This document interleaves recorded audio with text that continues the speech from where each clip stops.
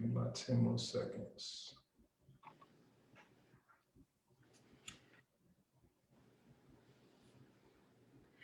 Oh, we're live on Facebook. Let me try to go. I don't know how I'm okay, there we go.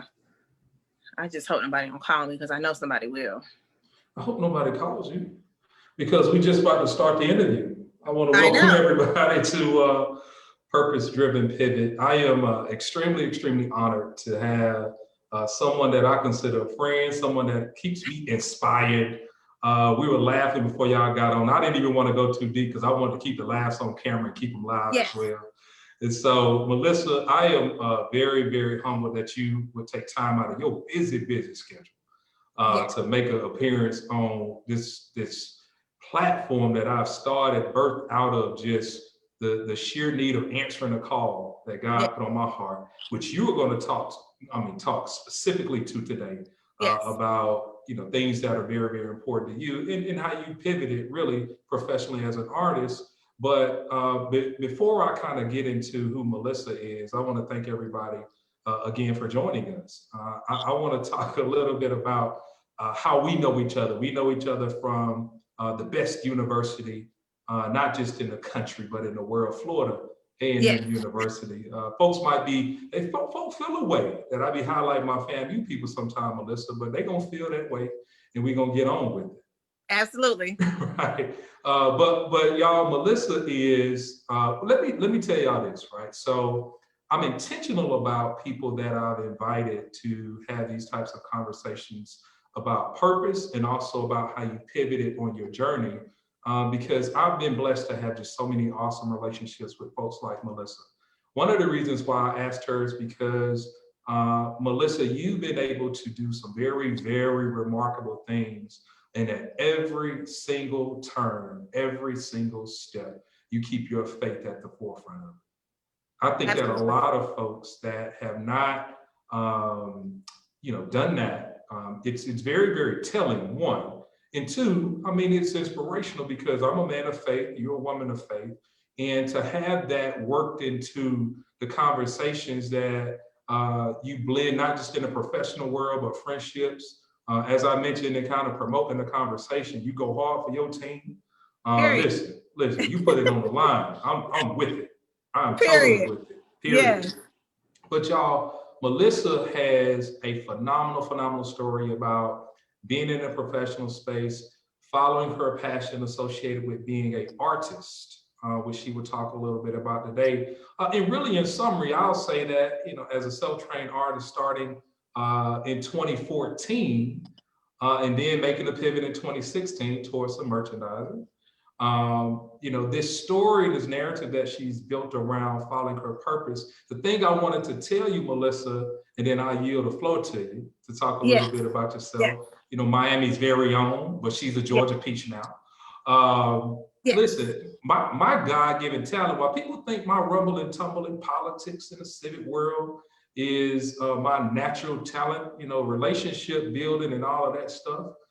Listen, my God-given talent is in the arts. It's in the arts. Okay. Growing up, I was always the most artistic student. I was a kid painting and drawing stuff for the programs and, just the whole time in my K through 12 education. But nobody ever told me, none of the adults in my world ever said, Greg, you could take what you enjoy and do it professionally. From figures in galleries to, oil painting. I got accepted into the Pratt Institute coming out of high school up in New York. And just, we just didn't have the means to send me up to New York. But God had a bigger plan to sending me to Tallahassee and meeting people like you. But that's another thing that I wanted to share with you as it relates to just seeing you in your lane and the things that I need to really kind of get back into as well, because my network, my support system keeps me kind of, they say, Greg, you got to get back on your art.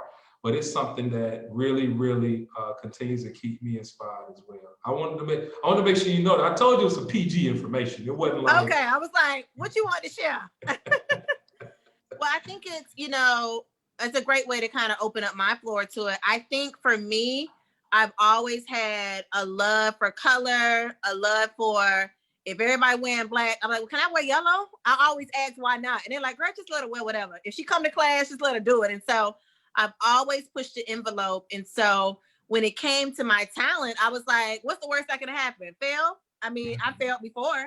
And so, you know, I would go to art shows and do all these great tours, and people would rather hear me speak than actually see my talent. So when I start wearing my stuff, they're like, oh, wait a minute. Where's that from? I was like, it's mine. It's the same piece you didn't buy last year. Now you got to pay $50 just to wear it, you know? And so just learning how to reach your audience with your one gift, and then they'll end up ushering in an opportunity to indulge in your other gifts. So I think that's what I've really mastered.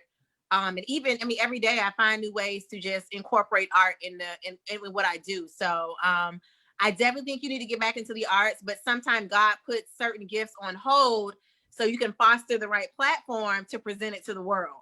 So you're like, well, am I supposed to be doing this? So now you can sell a painting for 10 grand jumping out the gate versus having to do $10 paintings, $5 paintings, and now you can do a whole couple of stacks. Listen, I already got me an idea. As soon as I'm gonna get me half a canvas, right? And I'm gonna let you paint the other side. And it's gonna be one of them collaborations. I'm down. And then we're gonna go from there. I'm down. And then we split the money 50-50. Well, 60-40. We splitting it just like the canvas. Let's do it. Perfect. Well, you know, one of the things I also wanted to add as it relates to you as a artist, one of the most beautiful things I think about your story and journey are the business moves that you've made as well. While you've got you know, wraps and things that you offer to now, the partnership with My Killam for clutches and bags. You've done partnerships with Ford, with Pepsi, been featured at Essence Festival. You all over them. All over them. Listen, everywhere. Yes. They're featured on Forbes, the cover of Lupita wore one of your raps on the cover of Vogue magazine. And so you got this this remarkable exposure that you gained. Partnership with Spanx. I know you're involved in, and just got it on right now. Listen, check it out. Listen, there it is. Hey, go get it today. Get it right now. Right? Yes. And so the beautiful. Oh, okay. And notice the art folks in the background as well. Listen, Melissa is doing it just in a way like I've never seen. Yeah. And the business component of it, which might take you away from the art and the creative side that a lot of folks may not see, even as creatives in the space. I know that your family's heavily involved, but you as the CEO of your brand, you know, you navigate in this space as a businesswoman. Talk a little bit about, you know, the earlier years for you as a businesswoman, you know, beyond the canvas that said, all right, I know that you manifested, talk a lot about your dreams, but that practical sense of knowing the business and dotting I's and crossing T's. Talk to me a little bit about that. So I want to say my journey really began when my father passed away. And so 2009, I ended up severing ties with the previous job. So at the top of 2010, I was home every day with my dad, learning business stuff, riding around with him to different vendors, just doing stuff. I'm thinking the whole time I was like, I'm looking for a job, Dad. I'm not doing all this with you all day. So the whole time I'm literally learning stuff that I didn't realize that would sustain me. And so he passes away March 12, 2010. And so I'm just like, God, I'm so angry. You know, but when the ambulance, you know, the drivers told us that we found him with his notebook open. So the notebook had all of these notes. The notebook had all of these different things in it. So, you know, I just kept that notebook. I was like, you know, God, what does this mean? It's almost like I was in like Transformers, the movie, and I kept seeing all these images, all this stuff, but I didn't know what to do with it. And so fast forward to 2014, home during the snowstorm. And I'm like, God, this can't be it. This can't be come home, go to work, come home, go to work. And so I literally said, I wonder what Dad would be doing if he were alive today. And I said, he'd be creating. And so I picked up the brush and I said, this might be something. So I immediately saved the name ABO Creations, got my EIN number, taught myself how to make a website. So this is all like literally during the snowstorm. We barely have electricity. We can't leave the house. I'm like, listen, I remember those days. yeah. So Well, I'm like so excited. I was like, because I'm telling people on Instagram, I'm an artist, LOL. People's like, yo, you need to sell this. I would buy that for at least $100. I was like, $100? I just took me 10 minutes. And so the business really began to build itself. And so after I protected my name, created the website, and then I realized that, yeah, everybody in Atlanta does something special, but what is it going to make it unique to Melissa? And so I began to focus less on selling art and really motivating people. And I think a lot of time artists get the starving artist moniker because they're so worried about money. Like, I got to make 100 this week. So I stopped worrying about money, and money flowed to me. That wasn't my number one focus. And so I think for me, it was always about the business and the motivation of just the entire art of being an artist. And so I sold my story. I controlled my narrative. I say no all the time. For me, business is all about flowing and growing. If it doesn't flowing and growing, it really has to it has to flow from me in order to feel like I'm growing. Because if I'm not I've turned down about 6 interviews this month because I was like, if I don't feel like it's an organic thing and I don't feel like it's going to be a God exchange, I just don't want to do it. And no disrespect to their platforms, but I feel like if it's not a God connection, then you're simply wasting your time sharing your platform. So I think it's important as an artist or just a creative or a business person in mind, it's just, you don't have to say yes to everything. And I think people in the industry really began to respect that because we doing a group art show, we doing it. I said, y'all, I'm not going to exhaust myself just to show myself as relevant and current. I said, I'm going to do what makes sense for me. And so every business opportunity I've prayed about, I've cried about, I've really petitioned and thrown about. And so when it gets to the Spanx level, I'm at such peace about it that yes, my bra sold out the first day it came out because I had already prayed about it a year before. And so my business acumen really comes to my spiritual alignment. And so I just don't do it if I don't feel it. So it goes back to that flowing and growing conversation. Flowing and growing. Yes. I'll share this with you. So my mother passed March the 9th. This year? A few years back. Oh. No. It was a few years back. Okay. And that was a big part of the motivations that I found around doing things differently, right? Yeah. It was one of those things, Melissa, where stories and motivations and different narratives birth themselves out of finding kind of this language to kind of talk through it in this dark space. Charles and I talked about that during the last interview because she helped me through so many of those different times. When your father passed, not to really bring up an emotional thing, I want us to be able to just kind of candidly talk about those different types of motivations and how you changed and kind of saw the world. I know that it was drastic for you, right? But I'm still. I think people don't realize that grief is a lifelong process. And so I was the last person to talk to him he ever spoke on earth. He died while I was on the phone with him. And they brought him back to life. He had a massive stroke. So they got him to the hospital, but when we got there, they're like, he'll never speak again. He'll never walk again. He'll probably die today. And we're like, wait a minute. Like, I just talked to him, And so as we watched him transition, I stayed with him till the morgue came and got him. I was like, I want to make sure he really dead for real, Yeah. And so God was just saying, your whole life really ends up on this table. Everything you do and don't do, they'll zip you up in this bag and that's it. Like, that's it. And so it really tormented. And I was like, God, what is it going to mean that from my point right now to ending up on this table, what does that dash look like? What does that from here to the morgue look like? And so I said, I've got to have more than being somebody's wife, being somebody's mother, being somebody's sister, being somebody's friend. What am I going to do that's going to make my story robust? And so I began to pray for a very big purpose. I was like, I don't want to just be great at my job.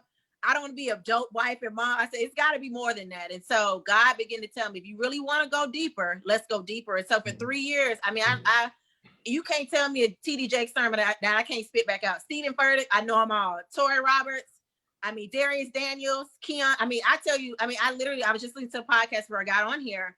It talked about your mess literally being the foundation for your success. Yes. And so every tear, every no, every failed relationship, every almost proposal, I think about who I was gonna be and should have been. I was like, I'm so glad that I did not become the Melissa on that dream board.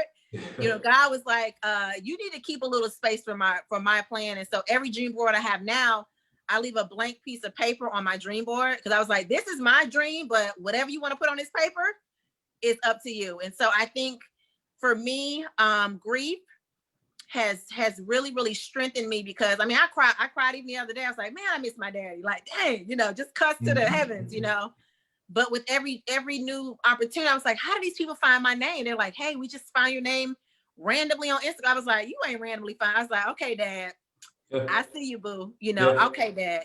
So I know my ancestors, my grandmama who I used to laugh and talk to, my daddy who I know wanted to be the world's greatest designer. And I just so happened to be almost in the same field. None of this is coincidental. So every time I want to cry, I know that in heaven, he's like, I got something else for you, baby girl. Like he would always call me baby girl. No matter how old I was, I knew that him being on the other side I would get extra backup in heaven. So that keeps me from losing my mind, being like, my daddy ain't gonna see me go down the aisle. My daddy ain't gonna see my children. But God is like, he's there. He's here. He never left. He's physically not here, but spiritually he's all around. And so that keeps me a little grounded, a little not as emotional, but I still have my moments where I'm like, I miss my daddy. Yeah, totally, because we're human. And I'll say this about the emotional part of it, right? It gives you so much power around, the negative things that can impact your attitude, the negative things that can impact an outcome. I've become a different person because of it in how I've evolved into it now, especially, 2 weeks into being married and, looking at life in a different kind of lens. It is very, very different when it comes to just thinking about my foremothers, forefathers, even the ones that I've never met, you know what I mean? In this season of how do we define this season of change? How do we define our legacies and our family legacies based on the lineage that we're attached to? And it just gets this power that makes me want to just, every time I think of it, I just get like, I get ready to go. I could do it. Let's do it. Ready to go with us. Yeah. Mm-hmm. So one of the things that I pulled from the interview is 4 words: faith bigger than fears. Faith bigger than fears, in your own words that you mentioned. You reminded me of that and kind of what you were conversing about. Being the daughter of 2 folks that were in clergy, being someone that was raised in the church. You make that face. Listen, the way church. that you Go ahead. the way that you incorporate that in your life now. How is that different than what you thought it would be, let's call it 10 years ago?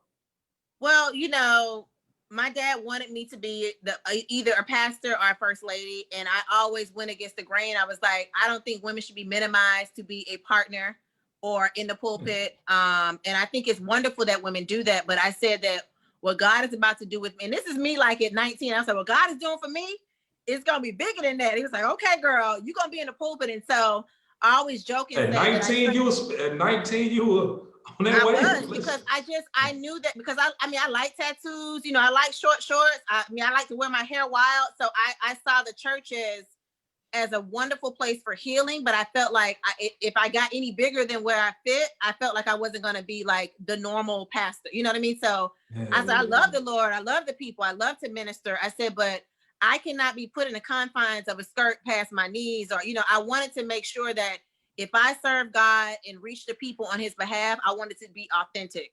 I don't want to be this girl with no hot pink lipstick with extra gloss. If I want to show cleavage, you can still know that I'm talking about the Lord and not be distracted. And so I knew that and I always joke and say I traded the pulpit for a paintbrush, because I don't care who I'm talking to, whether it's at Ford, whether it's at Spanx, I always talk about the Lord, because I'm like, I have no business sitting in $1 billion company talking about some paintings that I was drawing on the back of a cardboard box, and now it's on bras all over the world. So I was like, there's no way that I had this opportunity without the Lord, So I was like, I would be remiss if I ain't talking about Jesus, And so growing up as a pastor's daughter, my parents are very liberal. They wanted us to be the beautiful Black queens that we are. They're like, find your way. You don't have to do this in order to love the Lord. And so I think my parents were, before they were Christian, they were students of life. So they said, you know, we found Yeah, God this way, and we want you to find God on your own. Like, we've ushered you into this lifestyle. that's So, real. I mean, the scriptures that I found, I live them, like Ephesians 3:20. Like, even today, I talked about going to Sam's. My mom said, God, I just want to find some more toilet paper and paper towel that we haven't been able to find since March. We're riding through the parking lot of Ross. We see a man in a convertible car with toilet paper and paper towel from Sam's. My mom was like, wait a minute. That means they restocked. Okay, I thought you I were gonna said, say it flew. I thought you were gonna say it flew out no, the no, no. convertible and fell in front of No, them. but we have been looking for this stuff for like 6 months. And she was like, I know you got your interview, but can you take me by Sam's? I was like, lady, we roll up in Sam's. Literally, they're unloading a truck as we walk in. They say, get as much as you want. My mom was like, I'm almost tearing up. I was like, Mom, she's like, God will give you the secret desires of your heart, no matter how minuscule they are. And I was just like, there's so many lessons that life gives you. And it's like, I don't think any prayer I pray is too big for God. One of my greatest mantras that I follow is that nothing is beyond God's ability to manifest for me. Yeah. Nothing I pray for is beyond God. So before I won the Ford truck, I was in the middle of needing a car. I said, Lord, I need a car, but I don't want to pay a car note. My mom said, well, how's that going to happen? I said, I don't know. I said, they're going to give me a car. And I talked to Ford. They were like, well, we're Now, not this is doing before that. you talk to the 4 people. This is before. I'm telling you, this is in 2017. I love it. And so I get called for a show. I shoot the commercial. I said, well, when y'all gonna give me a car? They were like, baby, we're not doing that. We don't give out cars. I was like, okay. So y'all got plenty of cars, man. Give up the car. And so I was like, Lord, I know this may sound crazy, but I don't want to pay a car note for the next 5 years. And God was like, bet, I literally heard God like dab it up, 2018, I get a call. Hey, we're doing a contest with Ford. We want to invite you to Essence Festival. We're not giving the car away, but if you win, you'll get a car. You'll get a free lease for a Ford Explorer, fully loaded. Pick any car you want off the lot. I said, you gonna mess around and let me win this? So I'm up against all these mega brands. I'm like, Lord, I'm not gonna win. I said, Lord, I don't. My sister was like, you need to get dressed up, get in front of that camera. And so me and my friend went and got in my own car, act like it was a Ford, did a whole fake commercial. Solicited votes from all over the world, and I won the car.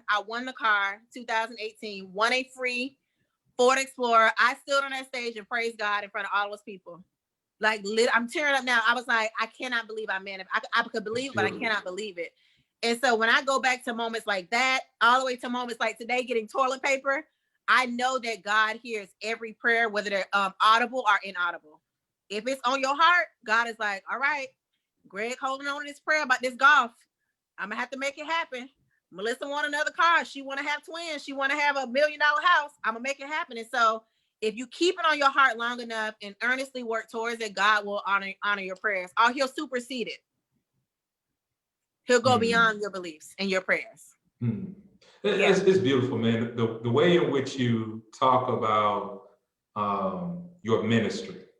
Yes. Not just through your art, just who you are, because your art is almost like a finger on my hand, right? It's almost kind of like it's just one of the many Ancillary. things Yeah. that you are able to just continue to it's hard for me to put in words. It's just that powerful. I talk. I would say you're a man of many words. It's hard because I look at where the shell of a person I was at my dad's funeral. I look at pictures. I'm just like, I don't even know who that girl is. And when I look in the eyes of pictures, I'm like, she was there, but she had no idea how she was going to get out of that. And so looking at, I have on my wall here, this is the house that Art built. I painted that before an interview, and I was like, and I don't even talk about the house that I'm living in. I'm talking about this house that God gave me art to rebuild myself. And so God made something that was so dark become something so colorful. So whether that's grief, whether that's rejection, whether that's just tears that nobody could see. I literally would pull up to work crying. They were like, you don't have no makeup on. I was like, girl, okay. In the bathroom, I'm like, Lord, I'm depressed. I thought this is my husband. He not, so you're like constantly facing all of these rejections. You're like, Lord, this is not what you promised. Like Ephesians 3:20, you said you would exceed, like, this is not even meeting my expectations. And God was like, if you could just hold off to 2018, you're going to get a car free of charge. If you hold out to 2018, you'll get a global deal with Spanx. if you hold out till 2017, you'll be in Vogue magazine. So it's like, in retrospect, I didn't even say for love, Melissa. I didn't even say for things to come. You know, you talk about love, you talk about relationships. You know, the story that you continue to write through your faith. Oh yeah. Oh yeah. For me, and you know, my relationships and finding someone for me, and just falling in love with a beautiful lady, and then now becoming a husband. Like that story. That Black love story around, you know, the experiences that brought us to these moments today. You know, take it from me, continue to stay with that. Oh, you know what I mean? That's why I want to make sure I kind of said during this dialogue, because of the way. And I think it's so important that we're transparent enough, and we talked about this, but we're protective enough, right? So it's like, you want to be available, but you also want to be very protective about anybody you enter into your space. And that's friendship, that's businesses. Because I have people that want to do business opportunities probably every day. Like, dog, I got this idea. I'm like, nope. Well, discernment is divine. It's key. And is it a divine gift when you can discern? I mean, it's anybody that wants to, that's very eager to build relation, whether it's like, dog, I got this idea for your art. I was like, I don't want my art to be on that, you know, because my art, I tell people every time that my paintings are prayers. So when I pick up that brush, this is a conversation I'm having with God that just so happens to end up on canvas. This isn't just I'm trying to make some money to pay my mortgage. This is actually an interpretation of something that I cannot put into words. So this is my constant like praise to God. Like, God, thank you for giving me this gift to sustain my family, to create a future, to solidify my legacy. This isn't just some pretty pictures on a wall. These are my ancestors that are speaking through me. That's why I make all these faces, because I said, I wonder if our ancestors had like pictures. So people talk about, so the reason I make these faces, just a background of that. Sure. There's a book called They Came Before Columbus by Ivan, what is it? Ivan. Forgot his last name. But anyway, I studied that for a couple of years, and I was like, man, if my Bahamian settlers came to the States when they said they did, I wonder if it were in full color. And so I begin to see all of these faces, big lips, big eyes, you know, noses wide. And I said, man, this would be dope. And so these are the figures that I begin to just paint. I literally have hundreds of faces that I just see in my head. And so when I create, I'm not just putting some painting up for a show. I'm saying this is what I want to be left behind. If they come 100 years from now and say, who is Melissa Mitchell? They dig up a canvas. They were like, oh, she was talking to somebody else. And they can see that I had a direct alignment with the ancestors and the Lord. And so I think that's so important when we go back to relationships, is that anybody you touch, that are allowed to touch your life, you've got to be very mindful of that fingerprint that ends up on you, because that may stain or elevate your purpose. Yeah, yes. Totally. And even looking externally, your style, the way you communicate through your visual arts is very, I mean, as soon as you see it, you recognize it. It's one of those things that is so unique that, and we've got to get us a piece, you know, so don't. Listen, that's happening like as soon as we wrap up this, you know, like we've got to talk some numbers. Come on. Yes, indeed. And not only that, we've got to talk about how to continue to kind of help on that journey, in addition to kind of helping to getting the word out, right? But that very distinct look, the life in full colors, the Bahamian kind of swag to it, it really is beautiful. Thank you. Really is beautiful. And so switching gears a little bit, let's talk about you know, post-COVID. Well, not really post-COVID. We're still in it, right? Yeah. But while we've been in the mix of it, the way that technology and innovation has come into how you as an artist and a businesswoman, you're thinking about the next 6 months. You know, one of the things that, you know, aside from social media, listen, this morning you almost had me spit out my coffee, because y'all, listen, Melissa, she said, look, we got this thing scheduled at the same time as the Patty versus. We can't, look, we're gonna have to reschedule this thing. Listen, I almost spit out my coffee. I said 5 o'clock, wait. I said, oh, West Coast, we good. Because my mama said, you doing that during Patty? I said, Mom, I don't know. I said, let me check. I said, oh, we good. I said, we're gonna have to adjust if Melissa can't jump on his verses. But aside from kind of And, Yeah. and those have been really, really awesome and unique as well for the ones that I've been able to enjoy. Yes. And millions of people are being touched through that kind of Yes. lane or medium. But as an artist, the way you see the next 6 months through how you are kind of planning around that. Don't have to necessarily disclose any secrets, but No. what are some of those different innovative approaches when you sit down with your family, your sisters, your folks that are like really, really man the day-to-day stuff around your Yeah. business? How are you approaching some of that stuff? So for me, I think COVID has really taught you what's important. Family first, obviously. And me and my friends said, we need us a COVID crew. Like, we only trust that you've been around two people. You only been around two people. And I said, I think God is showing us how to trim the fat, because so many of us have to go to brunch. We got to hang out. We got to have a kickback. I said, and all of that stuff is just extra. Right. And I really feel like as just a person, I have learned that I can be sustained and I can survive off being alone more often than not. And so in that alone time, the ideas God has given me, listen, like, it's crazy. So I had a vision. This vision has been sitting on my back for like 2.5 years to do a coloring book. And I'm like, I need a coloring book. I'm gonna do something with faces, I'm like, whatever. And every time I go to pick up the brush, I don't want to do it. So in March, April, I was like, I'm gonna call you back. I'm writing a book. And people are like, a book tonight? I was like, I'm writing a book tonight. So God gave me like 50 quotes, all of these sketches. I'm up to, like, I had to take the day off of work because I still work a full-time job. I stayed up that night and wrote a book that night. Mm-hmm. And so this book is almost like a dream book where people write down their dreams. Mm-hmm. Really, it's almost like a journal, dream book, and they also color. And it so is color and manifest, using the power of coloring to manifest your wildest dreams. Yes. Available on Amazon. Yes, Amazon, Walmart, Target. Just type in Melissa Mitchell in the book title, and you could go ahead and get me that good royalty check that's gonna pay this mortgage. Listen, and Melissa A. Mitchell. Yes, don't forget the A between that. Yep. Yes, Melissa A. Mitchell is the A is for Aisha. Yes.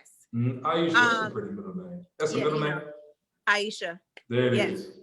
And so with that, I have learned that people will buy what you believe in. So I believed in this project. I talked about it. People saw what my fruit is. And so anything that I come out with, they know I've already spiritually vetted. So you won't see me selling socks if I ain't wore the socks. I'm not going to sell you a head wrap if I'm literally wearing a hair. Every time you see me, I'm in a head wrap. I'm in a mask. I got on a Spanx bra. My purse is painted. My watch, my debit card, my car has ABL on the back. So it's like, ain't nothing about Melissa and ABL Creations that ain't about each other. And so I think for me, I build a brand that's so intrinsically about me and about the spirit and about the Lord. So at this point, anything I come out with is gonna blow, because I'm not just putting anything out. Mm-hmm. And people are like, you need to do this, or you should do this. I said, y'all just give it a beat. God already told me I'm good. I got it. So my next project is going to blow everybody's mind, because it's going to be all over the country. But it's something, again, that I prayed about. I asked God about for years, and now it's finally happening. And so I don't even look at as quarantine life as a punishment. It was a pause that we all needed. Well, I think one of the interesting things, even your journey, the very beginnings of becoming an artist and talking about, being in the house, not trapped in the house, but just not being able to be in a regular rhythm of life, if we want to call it that. Yeah. And now talking through on another moment, saying, look, I'm gonna put me out another opportunity for folks to connect with what it is that I'm doing. Melissa, not a lot of people aren't doing that. No. A lot of people aren't doing that. That takes not just discipline, but that takes a different type of listening ear. And the execution piece is very important too. Yeah. Because there are a lot of ideas that are out there that never make it to the cutting floor. They don't even come to life. Yeah. Exactly. And so I know that your faith, your family, your friends are all involved in that. But let's go back to the book as well, because I wanted to ask: is that for kids, adults? Is that for anybody that's looking to jump into a particular lane as an artist or expression? Talk a little bit about who you. So the book is for someone who is in that pivot, trying to really channel some energies to say, I'm going to focus on, because when you think about when you color, you deliberately pick a color out of the box, you put the color to the paper, you work it in the lines. And I'm a person that always colored outside the lines. So that's a whole nother conversation. You pick a color. Yeah. You pick a color, you add to it, you take away from it. And then not only are you coloring, you're writing things down. And Habakkuk 2:2 talks about writing the vision and making it plain. And so for my entire life, my parents have always said, hey, did you write it down? Did you pray about it? Did you read it? And so when it talks about Habakkuk 2:2, not only are you writing it down, but you're reading it. So I can go back on all my journals and say, man, I wrote about this in 2000 and I wrote about this in 2000 and so it literally creates a record book. So you can think about when you were dating prior to meeting your wife, you're like, man, I was going through it. I didn't even know I was gonna meet my wife the next week. You know, this business deal, I was praying about this job. I didn't get it because God knew I was going to get this job. And so writing things down is very important to activate things in the universe. Like I literally wrote down, oh, I want to have a collaboration with purses. I want to do this. And so a friend of mine was at a Forbes conference 3 years ago. He met the owners of my Killam, really sweet family, and him and his sister run their company, their purse company. And they have a whole team of women in Morocco, a place that I was going this year to Morocco. And so that's a Moroccan company. Morocco, yeah. So it's Moroccan. They make it in Morocco, and the company is based in Paris. And then it's shipped out of Atlanta. I have them all with me. And so even something small like that, you think, I ain't gonna have no purse company. Like, hey, you know, you think about it, but you're like, am I being too bold? Am I saying too much? And God was like, not only am I gonna make your dream come true, I'm gonna make it a global manifestation. So he's calling me from Morocco. He's calling me from Paris. They're calling me from New York. And I'm like, bro, I'm on the phone with somebody in Morocco. That's crazy, you know? And then God was like, the world is yours, not Atlanta, not Miami, not Georgia, not Florida, the world. And so when you look outside of just your reach, you can say, when I wrote it down, it became real. And so I wanted to be a part of people, right? Even if it's simple, like, Lord, I want my credit score to be over 800 this year. And so in this book, what does it take for me to get a credit score at 800? I need to stop going to Big Lots. I need to stop going to Target, which I ain't doing. But you know what I mean? So you're writing these things down and you can go back and say, man, during a quarantine life, I colored, I believe God, I got what I deserve. I did the things I needed to do. And so it's a simple, I mean, it's a book. I say it's for adults, but if a child is trying to get a scholarship or try to become better at something, they can read, they can color. It's really for anybody that's trying to get to the next level, I think. Yeah. Beautiful. Beautiful. And so, you know, I mean, that is, I'm glad I asked because, you know, a big part of, you know, this thing that I think a lot of folks need to understand beyond, you know, an artist and their artwork speaking for them, you know, this different bridge that you're building between your artwork, manifesting your goals and everything in between. I think that's really, really unique. You know, are you working on your memoirs now? Are you working on your own kind of, you know, story up until a certain point as it relates to chapters of Melissa's life? I think for me, I'm probably going to start. Help define that space? Yeah, I mean, I'm creating I'm creating like a documentary, of course. And so I've had the same photographer since I picked up the brush in 2014. So we're thinking about a couple of different ways of telling that story, but I just feel like I'm just like in the beginning. Like I feel like something big is gonna happen. Like Spanx was dope, Ford was dope, but like, what about when I own all of this? You know, so I'm really big on chronicling, and that's why I take certain interviews every few months so I can say, oh, because I think about the one I did with David with Sleep is for Suckers. I was like, dog, I know Dave.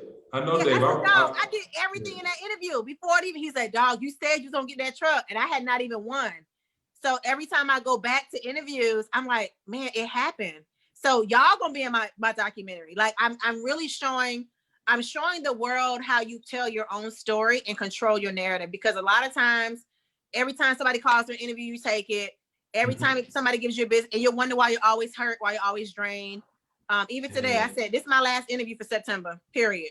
Damn. And it's only what, the 14th? I said, after that, 13th, I'm focusing on ABL, launching 3 more products. I got another huge thing that I'm working on. I could talk to you offline, but it's like nothing is too big for God for you to manifest. Nothing, like nothing.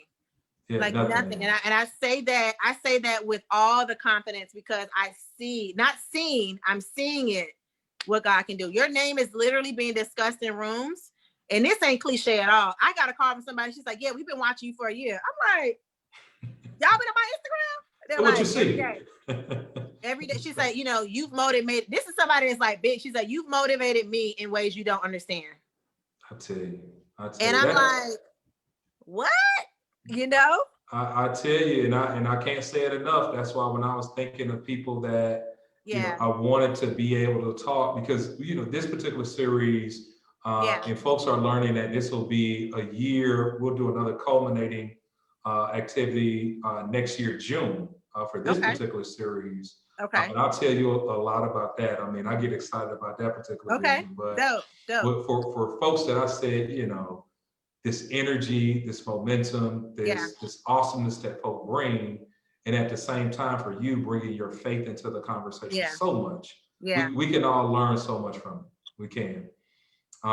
Before I let you go, because I like to keep these a little bit less than an hour, if that, I wanted to talk a little bit about empowerment for sisters really in this season right now. The things that you have been doing for a number of years, and this opportunity, really these windows of time that really speak to this dynamic thing that's happening for sisters in our country and across the world right now. Yes. Not just in the political world.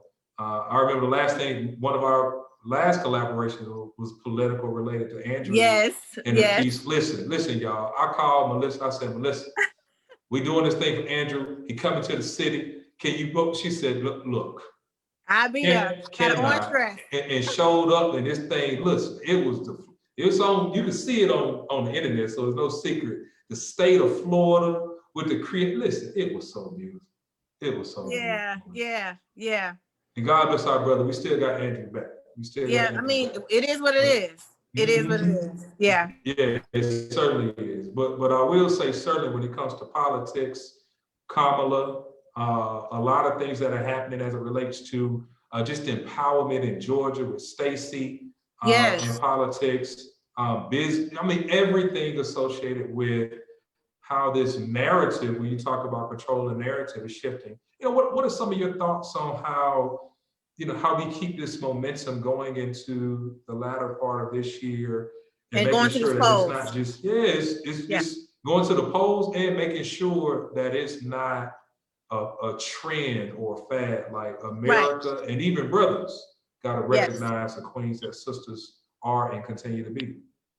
So there are a few things I want to hit on. So art is activism for me, because I know someone asked me like, what are you doing? What are you doing? I said, well, when it comes to protesting, when it comes to rioting, when it comes to all these different things that it takes to ignite change, I feel like everyone is equipped to find their place in this movement. And for me, my art is my activism. Every day that I get on and motivate someone to stay encouraged, to use their voice, to do whatever they need to do. And some of us are in professional settings. And so at my job specifically, I'm mandating that we do certain things for young women of color in technology. So you're finding your place and picking up your shovel where you are. So my power may not be in me protesting, because if I get arrested or get killed, I can't be the person in the boardroom that say we need to give out 3,000 laptops to young ladies who don't have laptops all over the world. And so you find your place in this battle, so to speak, and you work from there. Secondly, the way we make it not just a trend is that we show them why we are magic every single day. We keep it in their face. We continuously say Black lives have always mattered. It's not a trend. This is not something we do from March or whenever he died in May.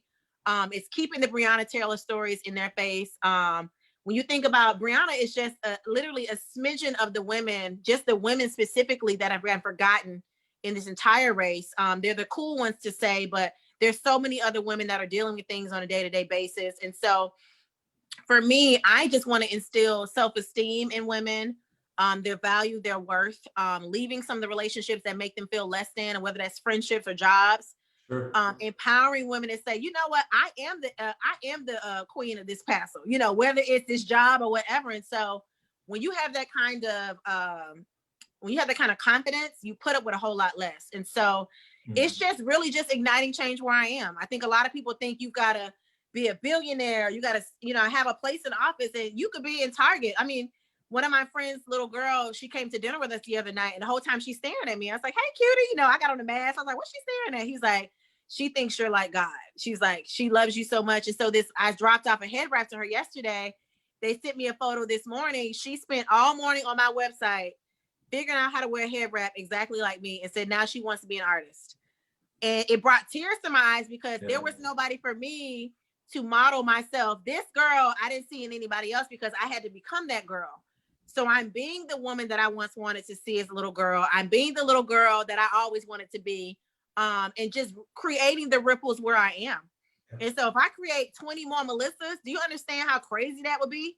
20 more master manifestors in elementary schools, in middle schools, and high schools. And so when you look at yourself in the mirror and saying, I am powerful enough to replicate my passion in other people. So that's my activism. That's my way to not just be a fad. And I think it's incredible that Black women are being put into the forefront, because we have saved the world so many times, and we're going to have to save the United States again, even as exhausted as we are.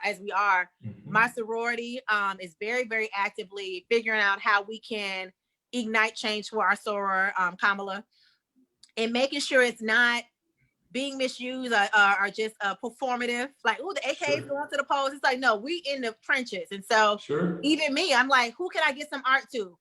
What do I need to do? What kind of t-shirts I need? Because I'm like, I may not be able to be the person to march to the polls, but I can get y'all some fly shirts and some cute tights to be like, okay, we doing Kamala? Bet, you know, let's raise some money. So it's not being discouraged that you're not on the front lines. It's saying, okay, Greg, okay, where we at? What we need? Okay, y'all need shirts for the kids at the school. That's my activism. It's donating $100 here, going to the church, sending money to the pastor, you know, having interviews where I can actually have a real conversation, and actually talk to other people. And so I think activism starts exactly where you are. You don't have to go and join a group or do this. It's saying, what change do I see immediately around me, and how can I be a part of that solution? So that's what I'm doing. That's beautiful. Yes. Absolutely beautiful. Listen, Melissa, I can't say enough how proud I am of you. And anytime I pick up the phone or send a text or send an email or whatever, you always on the other end saying, how can I help? And so I want to make sure that when we get really, really back in the rhythm of some of the stuff we do, even in the education space, while we're plugged in now, that story of empowerment and getting, you know, getting everything to some of our younger sisters in our neighborhoods that we work in. I want to commit to helping you do that more in my lane, in my space. You know, it may be 5 beautiful souls, it may be 500, but I know that. Listen, I know that for what it is that you continue to do, and really who it is that you continue to be in inspiring folks. That's something I definitely want us to be able to do in the future, in the immediate future. Dope. And so, any last words at all? Anything you want to, you know, share on this particular Sunday related to things going on? Because you know, I really, you know, I'm at a loss for words. You answered every single question that I wanted to ask, and everything that we're able to do. I think for me, I want to encourage people just to dream. I think that it's discouraging sometimes to get on social media or to just look out into the world and think that there's no space for you, and there's absolutely space. I mean, if I drove around Atlanta and looked at all the murals and all the artists, I was like, dang, I don't need to be no artist. I need to do something else. I mean, walk down the bread aisle, you walk down a potato chip aisle. It's so many options. So there is space for you in this world. There is no reason why you can't be you. You only need about 100 people to believe in you, and then 100 more after that, and then the ripple effect will happen. So I started my Instagram with probably 300 followers at the most, and now I have almost 40,000 organically. And so I don't say that to boast, but it's saying my story is genuine enough to carry on a following of people and saying, hey, I'm just going to be me. Whether I get a blue check, whether I get a big check, whatever it is, being you will always be enough. And if you reach one person, then your job is done. If you reach 1 million, even better job. But one person is enough to reach. And I think that once you look at life as a one day at a time, one moment at a time, it's not so overwhelming. Absolutely beautiful. Listen. We know Yeah. you had a history before going to Florida A&M University, from Miami to FAMU to Atlanta. We blessed to have you here. Yes, I'm glad to be here. Listen, I am so proud of the journey that you are on, and can't wait to see everything that you will continue to do to inspire folks. And for those folks that are checking us out and tuning in, as Melissa stated, just know that there is space for you and your purpose. Absolutely. And with that, Melissa, thank you so much for joining me on Purpose Driven. Welcome. You're welcome. And talking about how you changed and looked at things differently on your journey, and all of those things that have inspired you along the way.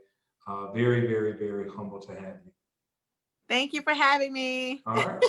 And so with that, we will, remember, you can find everything that Melissa has going on, from the wraps to the clutches, to the partnerships, to everything that she has going on at melissamitchell.com. Boom. That's it.